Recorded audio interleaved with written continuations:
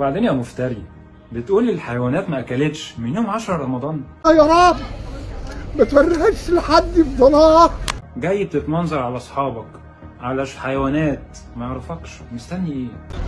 وردا على من يقال عنه انه منذر، انا اغنى منكم بالقران اللي على صدري.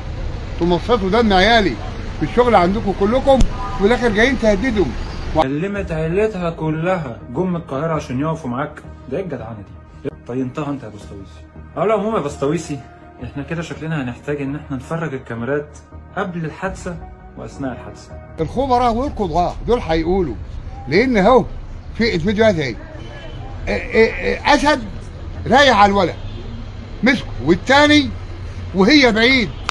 طيب انت فين من اول اسد تروح عليه؟ طب مش معاكي خرطوش ومسموح لك بيه، اما الاسد يتعدى على اي بشر ينضرب بالخرطوش على طول فورا.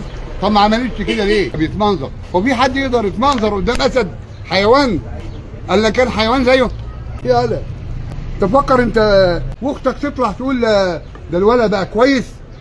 طيب الولد بقى كويس واخاله سابيلها، جابت شويه نصابين يكذبوا بيقولوا الولد بقى كويس واخله سابيلها. محمد طيب ودراعبني بقى ده اهو لحد فين دراعه يا شيخ ابراهيم؟ يا دوب ساب له 11 سم 11 سم. اقول ايه عليهم كلك؟ اللهم صلت عليكم كلبا من كلابك يا رب.